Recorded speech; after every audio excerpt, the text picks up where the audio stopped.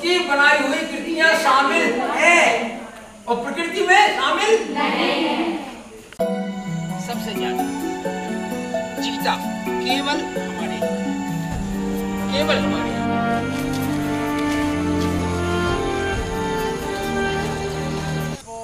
जल मुर्गियाँ भी दिखाई देंगी, सफ़ेद छाती जल मुर्गी है या जकाना है, इस तरीके के पक्षी भी हमको दिखाई देंगे। आप लोगों को कई पक्षियों की आवाज़ें भी आ रही हैं, है ना, तो ये सब जलीय पक्षी हैं। तो ऐसी बहुत सारी चीज़ें हमको यहाँ पे देखने को मिलेंगी।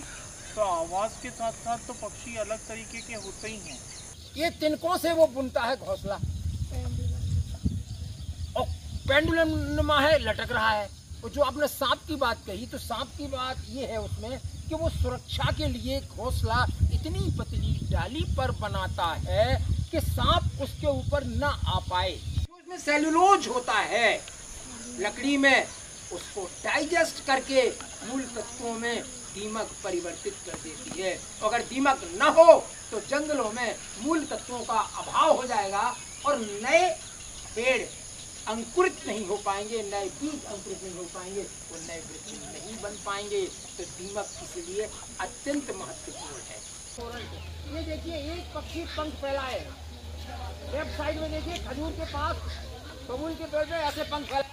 ये पक्षी वन्य पक्षी है, चूंकि इसका नेचर है पानी में मछली खाना, तो ये मछली के लिए डुबकी लगाता है, डुबकी लगा के आता है, तो इसके पंख गीले होते हैं। ये तब तक उड़ नहीं सकता जब तक पंख पूरे तरह से सूख न जाए। दूसरे जो पक्षी पानी वाले पक्षी हैं, उनके शरीर पर मोम की एक परत रहती है। वो पानी में ही रहते हैं लेकिन पंख गीले नहीं होते, क्योंकि वैक्स कोटिंग रहती है, मोम की कोटिंग रहती है। और इसके पंखों पर मोम की कोटिंग नहीं रहती है। इसके पंख पर बनकौआ या कॉर्मोरंट ये सिर्फ मछलियाँ खाता है, मछली के अलावा और कुछ नहीं खा पाते। बड़े जीव को नहीं पकड़ सकते। मगर तो क्या करता है, छोटे हिरण के बच्चे होंगे उनको पकड़ सकता है, लेकिन ये क्या है, ये सिर्फ मछलियाँ खाता है। ये हमारा राज्य पक्षी है ना, इसको कहते हैं दूधराज, है ना। दूधराज ये पैराडाइज फ्लाईकैचर जो आप लोग देख रहे हो, बहुत ही सुंदर बर्ड है ये। और ये जो आप उस तरफ देख रहे हैं वो नर है और ये मादा है ना। और ये कप शेप नेस्ट बनाते हैं, यानी जैसे हम लोग चाय पीते हैं उस तरीके का कप शेप नेस्ट बनाते हैं। और नर जो है वो बहुत लंबा रहता है, उसकी पूंछ जो है आप देख पा रहे हैं। और मादा जो है वो बुलबुल के बराबर। इसके फल गोंद के रूप में काम करता है। फल के ऊपर का डंठल तोड़िए, उसको दबाइए तो गोंद निकलती थी। इससे हम लोग अपनी कॉपी किताबों को जोड़ते थे पहले बचपन। इसको खाया भी जाता है, पका हुआ लसोड़ा लेकिन बहुत चिकना होता है, तो जीभ में चिपक जाता है। ये इसका अचार भी खाते हैं हम लोग, अचार भी रखते हैं, अचार भी खाएंगे। गोंदी, लसोड़ा या लभेरा।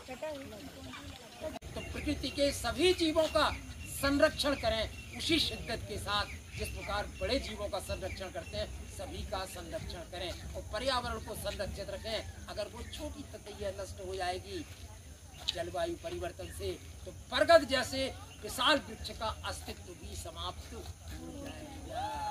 वन्य प्राणियों के आश्रय की, बहुत सारे वन्य प्राणियों को आश्रय मिलता है, इसलिए कीस्टोन प्रजाति है ये बरगद।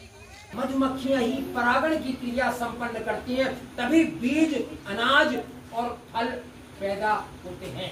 तो मधुमक्खियां खत्म हो जाएंगी तो परागण की क्रिया बंद हो जाएगी और ना अनाज होगा ना फल होगा, और जो अनाज और फल का भंडार खत्म हो जाएगा।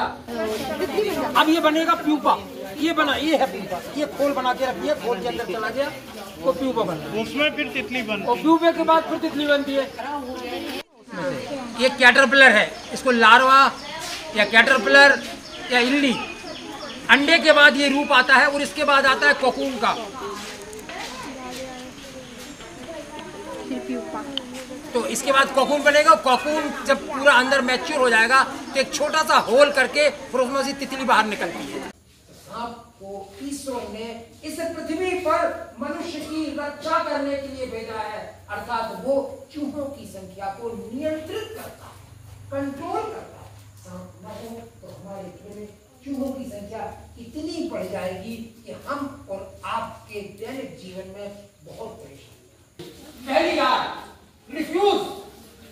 रिफ्यूज करने की आदत डालिए।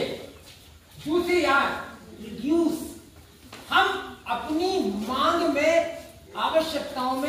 कमी करें, अगर हम आवश्यकताओं में कमी करेंगे, हम चीजों को रिड्यूस करेंगे, तो फैक्ट्रियों में प्रोडक्शन कम होगा। जितनी मांग बढ़ेगी, जितनी हमारी आवश्यकता बढ़ेगी, उतनी फैक्ट्रियां ज्यादा प्रोडक्शन करेंगी, पानी उतना खर्च होगा, ऑक्सीजन उतनी खर्च होगी और कार्बन डाइऑक्साइड उतनी वातावरण में जाएगी।